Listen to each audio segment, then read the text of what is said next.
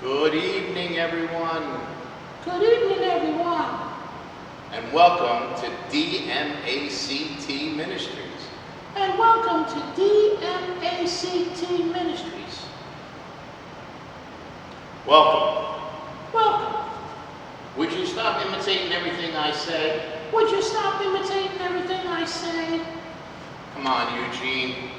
Knock it off. We're live. And tonight we're doing Tabernacle Tuesdays with Eugene and Father Steve. Yeah, Eugene first. Okay, bud. So Eugene, I'm so happy that we're here to talk about one of the saints like we do every Tuesday night when we come to the Tabernacle. And I know who it is. Okay, who's tonight's saint? Introduce her to the audience. Tonight's saint is Mother Teresa of Calcutta. Saint Teresa. Yes, tonight's saint is Saint Teresa of Calcutta. And so we're very happy to highlight this wonderful saint who lived not very long ago. I mean, basically, she died only 7 years ago. Wow. Not that long ago. Right. Well, she was canonized a few years back, so she's a rather new saint. So, why do you want to highlight her tonight? Well, Eugene, I want to highlight Mother Teresa because there's a lot of people in society today. There's a lot of issues. Like we have the issue of racism. I know. We were talking about that. And then we have the issue of poverty. And we also have other issues that are pressing today in society, like religious liberty and the life of the unborn. And Mother Teresa addressed those things in her life. She did. So tell me. Well, I'll get to the story in a second, but when it comes to addressing all these issues, she worked one person at a time. Whoever came to her, whoever she saw, she helped with charity and with kindness. So Mother Teresa didn't set up like the biggest hospital system in the world or start colleges. She worked with the poorest of the poor, and she worked one person at a time, little by little. Oh, so that's why she's famous? Yeah, she's famous because her charity and her love for the poor was so well known, and her care for those that nobody else wanted, that it got noticed by people around the world, and they tried to help her with her mission, with the church's mission. Oh. Well, I told you a little bit of the background. Now you tell me other things that you know about Mother Teresa before we start. Who was, in your opinion, what do you know about Saint Teresa, Mother Teresa of Calcutta? Well, Father Steve, I know she was short. I mean, you look at me, right? You think I'm short? She was short. She was like 4'5". I know. She was kind of short, but you're shorter. That's because I don't have legs. Well, Mother Teresa was a short little woman. And what else do you know about Mother Teresa, basically? Well, like I said, she worked in India, in Calcutta. All right. What else? She worked for the poor. All right, I said that already. Anything else? Yeah, I know. She started a group of sisters. They were called the Missionaries of Charity. That's good. So she started a group of sisters, and they continue her work throughout the world. Even though she's passed away, the sisters continue to work for the poorest of the poor with the spirit that Mother Teresa led them in. Anything else? Well, I do know that she was known to be pretty tough, and she spoke her mind. And basically, she was pretty prayerful too. I mean, after all, she became a saint. So she was very prayerful, and she encouraged prayer. She's also very quoted amongst all the saints, even though she's a modern saint, because she spoke publicly, and she spoke strongly about Jesus, and about love, and about helping others. So Mother Teresa is quite a saint. Okay, I guess that about covers it. Good night, everybody. No way, we got a long way to go. I want to go into all the details on Mother Teresa, okay? So here we go. All right. She was born on August 26th, 1910. Pretty far ago, but not that far ago. Right, so she's about a century old, if she was still alive. Anyway, her name when she was young was Agnes. She wasn't baptized Teresa? No, Teresa became her name when she went into the religious life. But her name was Agnes. It was Agnes Bonjoui. I can't even say that. Don't worry about it. That was her last name. She hardly used it. Everyone knew her as Mother Teresa eventually. But anyway, little Agnes grew up in a country called Macedonia. Did that country change its name?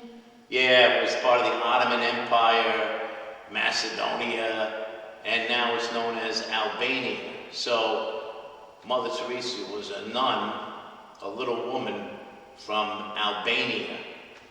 And what else?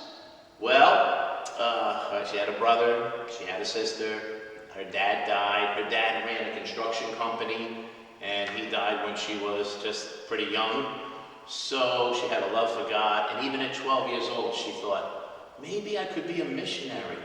Maybe I'm called to bring Jesus' love to others, especially to those who need it the most. So all through her childhood, she thought about being a missionary. I thought about being a missionary, at least for a year or two, to help others. Well, you always have to be a missionary, Eugene, your whole life. We are called as Christians to be missionaries.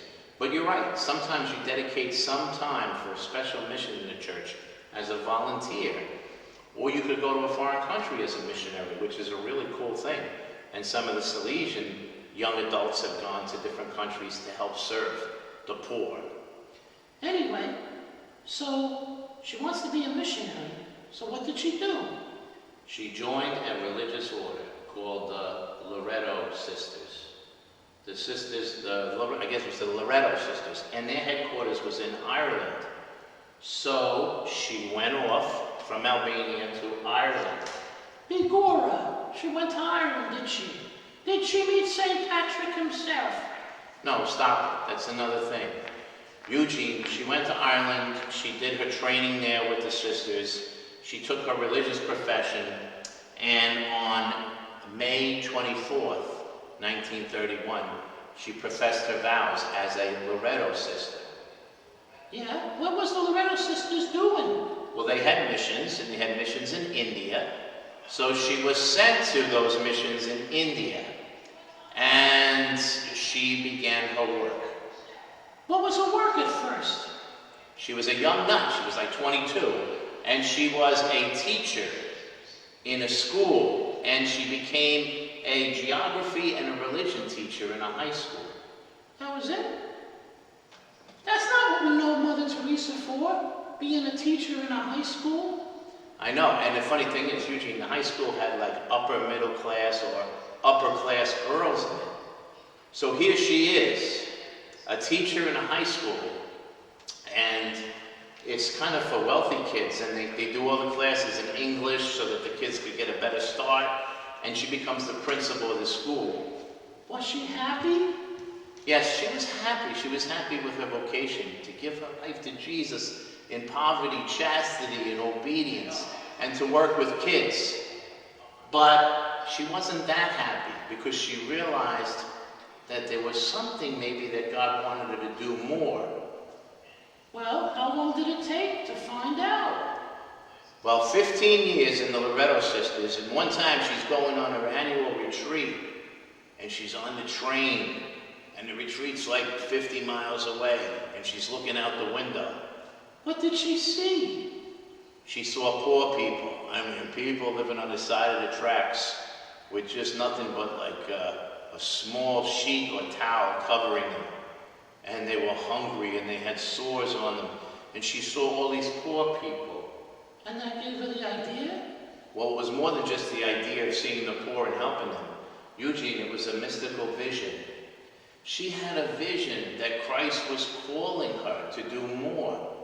When she had that vision on September 10th, 1946, while on that train, she saw that she was being called by Jesus to help to cooperate with him to save the souls of those poor souls who needed help, because Jesus thirsted. He thirsted to help them, to give them his love. So, Jesus was calling her. Jesus was like the same Jesus who suffered on the cross for us. And while he was suffering, he said, I thirst.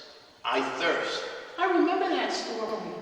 Jesus on the cross, he thirsted and he said, could you please give me some water? Well, he didn't say that, but he said, I thirst. And what happened? And then the Roman soldier, he took a sponge, he put it on his spear, and he gave him something to drink, but it had vinegar in it. Yeah, he made fun of him. And so it was one of those things where Mother Teresa said that when Jesus said, I thirst, it was more than I'm thirsty. It's that I really, really thirst for souls. And I want souls to come to me. And Mother Teresa, in the vision, she felt that God was calling her to help Jesus, to cooperate so that he could save souls. So tell me about what she did after she had this famous vision. Well, after she had this same famous vision, to be honest with you, she wasn't sure, so she went back to the Loretto sisters and said, I'm being called somewhere else. And she got a bishop, one of the bishops, to be a sponsor for her, to see if she could start a new religious community, to go out and help the very poor. So, she went. Did she get any help? At first, she went alone. She changed her outfit, meaning she changed her habit. To look like that one. She probably looked like something else before. Yeah, before she had like a black and white traditional nun outfit. Now she had that one with the blue. And she started to go out and to help the poorest of the poor. Did people accept her? No, at first she was a Christian, and she was in a land in India where the predominant religions were Muslim and Hindu. So a lot of people didn't really like her being around. What did she do? If she saw somebody who was dying on the streets, she would take that guy and give him a nice straw mat, put a cool towel on him, pray with him, give him water, try to give him food. If he got healthy, great. If he died, she tried to give him a proper burial because nobody cared. Nobody cared? There were so many poor people that were dying that nobody cared. So she went out into the streets and the slums, and she brought the love of God by tending to the poor and the hungry. And you know what, Eugene? She learned firsthand about poverty. Did she sleep on a mat too, on the streets? Yes, she did. She finally got like a little room under some stairs that she could sleep. And then suddenly another young lady came up and said, could I join you? So they put the white habit on her and she became a postulant for the missionaries of charity. And so one at a time, different girls started joining her to do this work.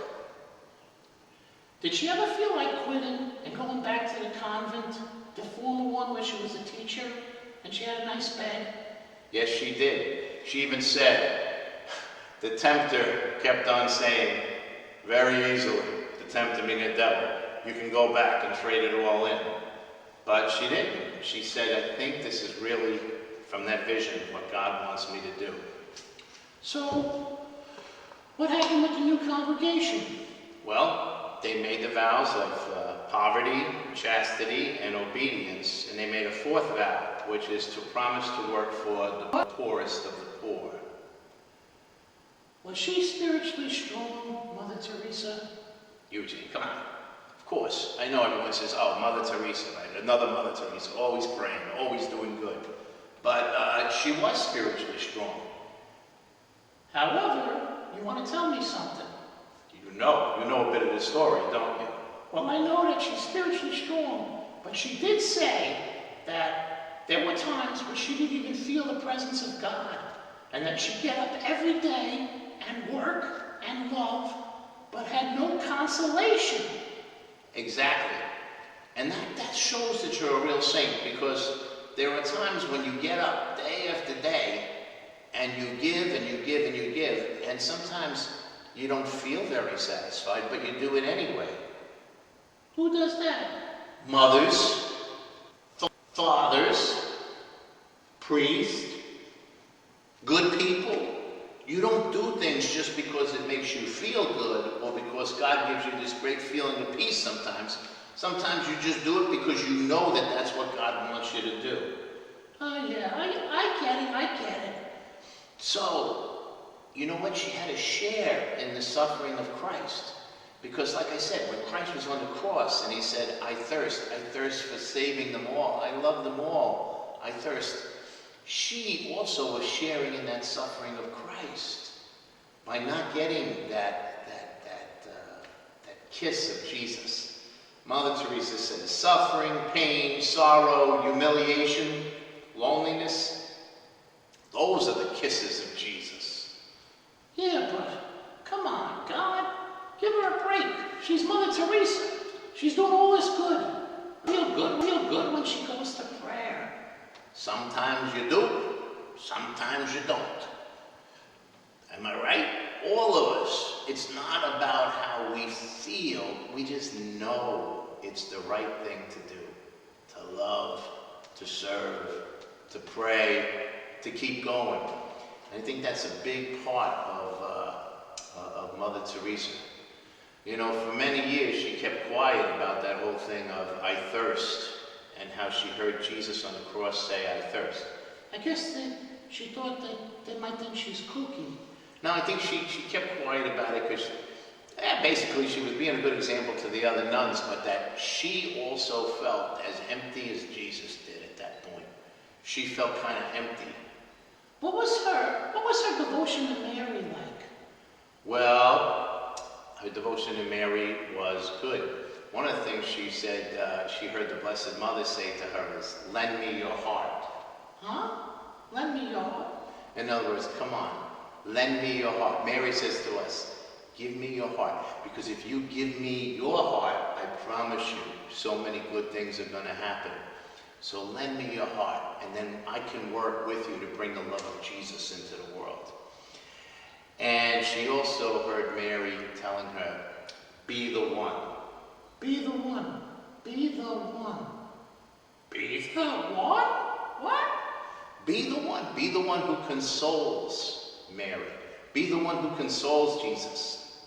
Be the one who gives Jesus something to drink by loving the least of your brothers and sisters. Satiate or console the heart of Jesus and the heart of Mary. So be the one. Tell me about, what else happened to her?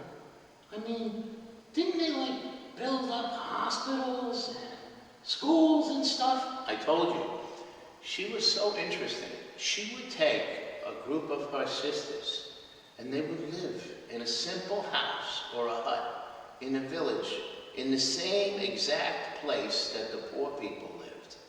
And they would go out and do as much good as they could, but they didn't want to build up big institutions. She did have a couple of big places, though. Yeah, she had a hospital for the dying, but you know what? It wasn't a state-of-the-art hospital. It was a basic place where people could receive dignity before they died. So she never built up a lot of things. She went with the poorest of the poor, and she lived like them. What did the sisters do, even to this day? What kind of work? They work with people with HIV and AIDS. They work with people who have leprosy. They work with people who have tuberculosis. Okay, they have orphanages, right? And they're a presence. They have so many soup kitchens and food pantries and places to have relationship with the poor and with poor families. Simple stuff. That's it. Sometimes the church gets too complicated and we get too fancy that we got to build up the state-of-the-art place. Mother Teresa kept it simple. And even to this day, the missionary sisters of charity do so. So, Not so much by what they do were they known, but sort of for who they were doing it. I get you. They were doing it for Jesus. They were doing it in the name of Jesus. They were doing it with the power of Jesus. He was the one working through them. Exactly. So it's not so much that they did great things, they did small things with great love, with the love of Jesus, through the power of Jesus. And Eugene, how did they get that love, that strong love and power? Prayer? Exactly. Good boy. Yes, they did it through prayer. You see, the missionary sisters of charity and Mother Teresa led the way, said, my dear sisters, if we're going to do this work for the poor and really bring the love of Jesus to them, we have to pray. 2 hours in the morning and 2 hours at night, plus Mass and plus throughout the day. Even when we're working, we have to pray. That's a lot of prayer. Yep, in front of the Blessed Sacrament for several hours a day to receive the love of Jesus so that you could give the love of Jesus. Isn't that an exaggeration? It's not. Do you do that much? No, and I want to bring the love of Jesus, and I don't, to be honest with you. And I don't think I'm called to be a missionary of charity, a Salesian of Don Bosco. But she had a point, which is you cannot give what you do not have. Would you stop shaking me around? All right. You cannot give what you do not have. So to be filled with charity, you have to go to the source of charity, the divine heart of Jesus. Let me see what I got here. You see it, Eugene? Yeah, the Sacred Heart. It burns with love for us. And Mother Teresa said, if you really want to make a difference in the world, if you really want to do justice in the world, if you really want to end poverty and racism, if you want to end hatred, if you want to stop all these social problems that are overwhelming, go to the heart of Jesus, receive his love, and bring it into the world. Yeah, so they were serious about Jesus. Which she was criticized for. Don't forget, she was working in a country that primarily the dominant religions were. You just said Hindu and Muslim. And she worked in the name of Christ and with Christ. Did she try to convert all those people to become Christians? No, Eugene, she did not. But we're supposed to talk about Jesus a lot. You talk about Jesus a lot, but you don't try to convert everybody to become Christian. If it happens, it happens. But she wasn't trying to primarily convert people. Mother Teresa was trying primarily to love people. And it's the same attitude we have to have, like I said, when we deal with people who are different than us. We just got to show great love at first. Why else was she criticized? Well, great question. Listen, there was some criticism and it was unfair, right? She, like I said, she worked with the people who were the poorest of the poor, and she performed acts of charity. And they said that she did not create any kind of great systems of breaking down poverty and helping systematic reforms, but she kept on doing minor acts of charity. Come on, give me a break. That's what she said she set out to do. She didn't want to do something huge. She wanted to love 1,000 little ways. Exactly. That was her mission. And you know what? She stuck with that, and she got criticized for it. Why else did they criticize her? Well, some people criticized her because of her stand on abortion and contraception. She held the teachings of the church, common sense teachings, that there's human life in the womb. And she also said that the gift of sexual love is open to children, and that, we should not be handing contraceptions out. So she didn't do that. Yeah, there's a lot of those organizations that do that. They promote abortion and contraception. And the Catholic Church says no to that. We don't do that. We cannot take a human life in the womb. whether that life has come at a convenient time or an inconvenient time. You know, that it's a human life. So Mother Teresa held the ground on that. And they didn't like that. Like I said, there are critics, right? And the church must face that. She's a modern saint, so she faced all this, right? What else were people outspoken against her for? Well, perhaps with the dying, they said, Mother Teresa, you should have done more for palliative care and gotten some of the best and fanciest medicine for those who were dying so they could have all the best painkillers and be on the best IVs and everything. But she didn't have the money for that. She said, I would rather do a lot of things and help people the best I can with basic medicines, prepare for death, and pray for them, rather than go through all kinds of treatments. So people criticized her.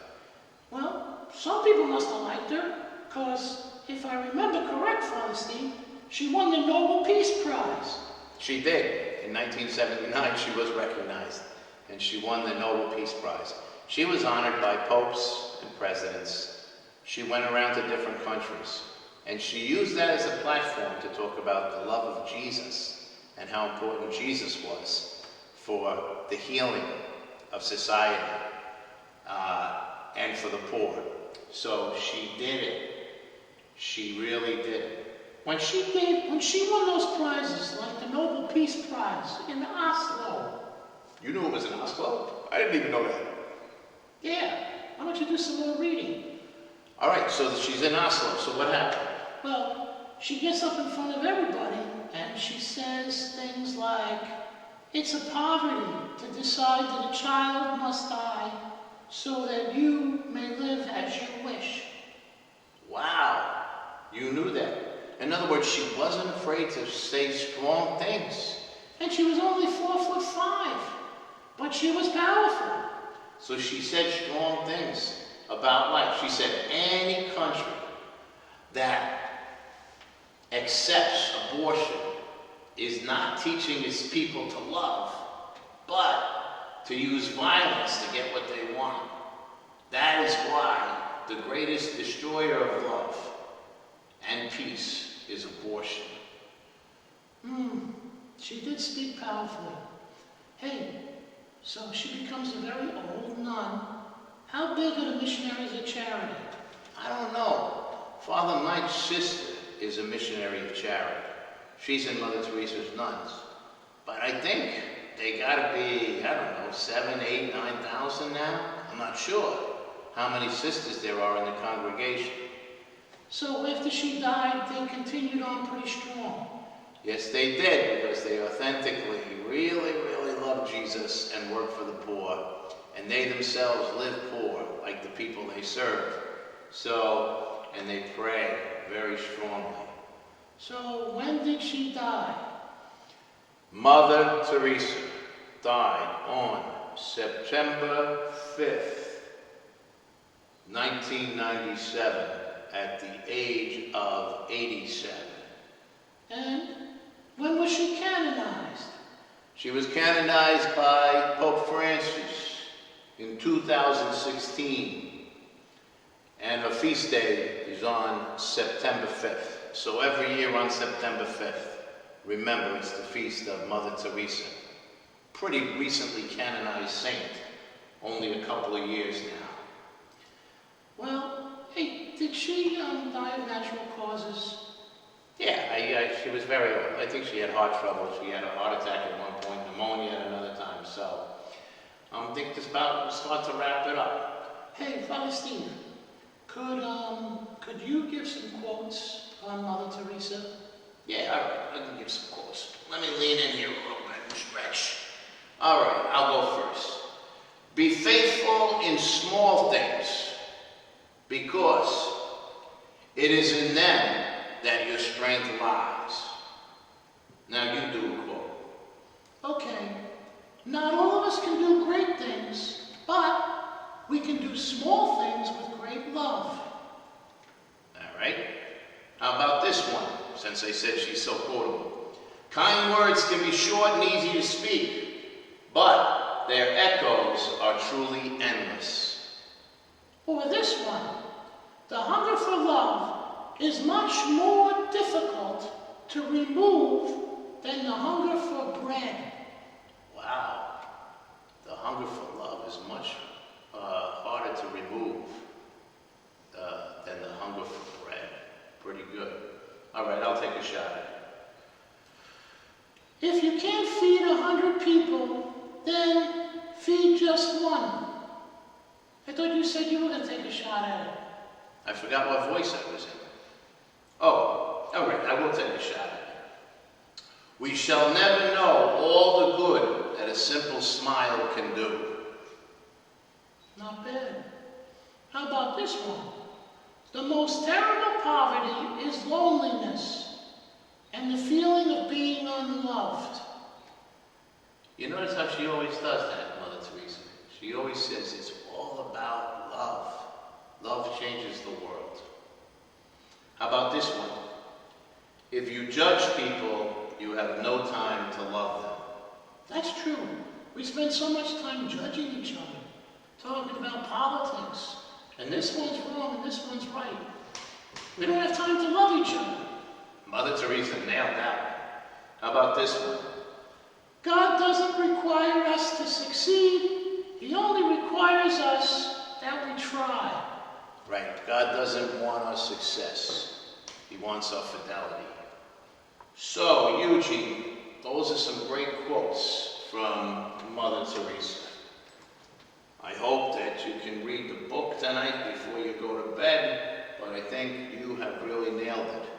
And as we conclude, I have to ask you, as I always ask you, what did you learn from this session on Mother Teresa? Well, I learned that love is the answer. Love is the answer to society's problems. Because that's what she did. She rolled up her sleeves and she just simply loved. She didn't do anything super big. She just loved. Right. Love is the first and primary thing. What else you got? What else did you learn from the story of Mother Teresa? Well, when you do great things, people will criticize you. Remember what you were saying? They didn't like some things about it. And even Mother Teresa was criticized after her death and in her lifetime. I don't care who you are. You gotta have broad shoulders and tough skin, because they will criticize you in this world. And especially if we stand up for the gospel, right? What else did you learn? Well, we can never downplay Jesus. Mother Teresa said, the reason why I do what I do is for Jesus, and I stay with Jesus. And so she said it, and she lived it. And many people tried to tell her, don't overdo it with the religion stuff. But she said, that's who I am. That's who we are. That's it. So we have to be bold about Jesus in our Catholic schools, in our parishes, and in our social work. That we're doing it in the name of Jesus. That's why we're here. And finally, give me one or two more things. Oh yeah, prayer wins the day. If you don't pray, you can't give what you don't got. So pray a lot. Pray every day. Pray, pray, pray. You know? And last words. Well, for somebody who was short like me, and since she was only like 4'5", she was pretty brave. So, you know what? Be courageous.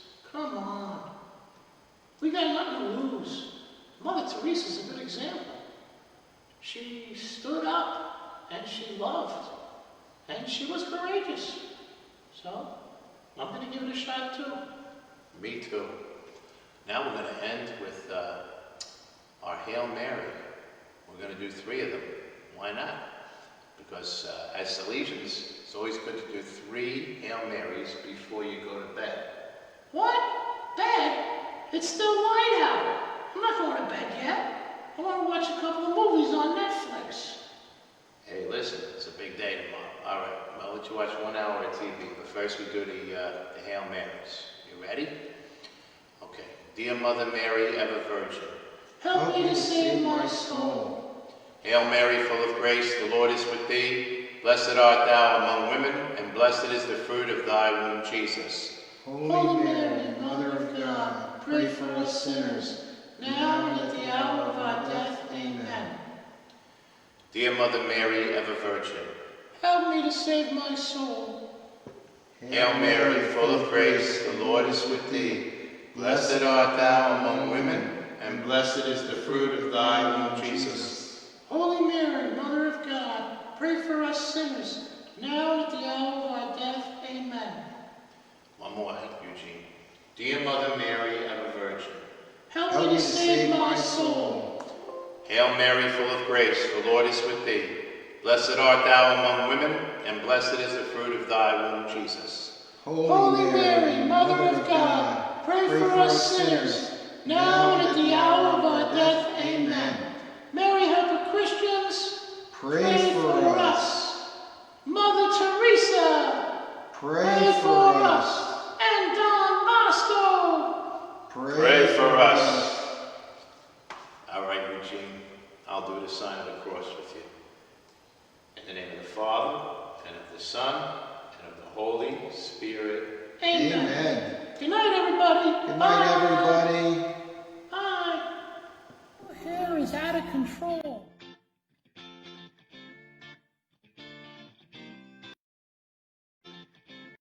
Hey, my God. Your hair is out of control.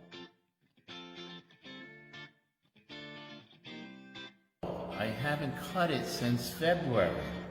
Yeah, 'cause the barbershops are closed.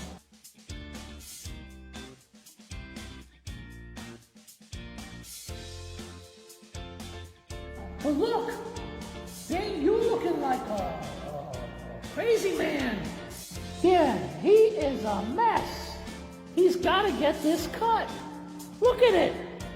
All right, well, that's the idea of it. So this is the deal. If we raise $3,000, he will get a buzz cut.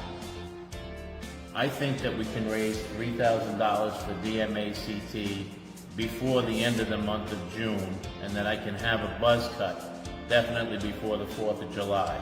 Well, money talks. Everybody, come on. If you gave already, give again, because we got to keep this ministry going. That's it. So if we raise $3,000, we're going to have a buzz cut, and we'll tape it, we'll put it live for you. Yep. And that way, he'll look more like me, instead of the crazy dude that he is. Well, anyway, Eugene, we got to keep our ministry going. So $3,000, let's get it soon. God bless. Bye. Get ready. You're gonna need these, because people are already giving money. I know, and I can't wait till we raise the $3,000 so I can get a buzz cut. I can't wait to cut your hair too. Ah!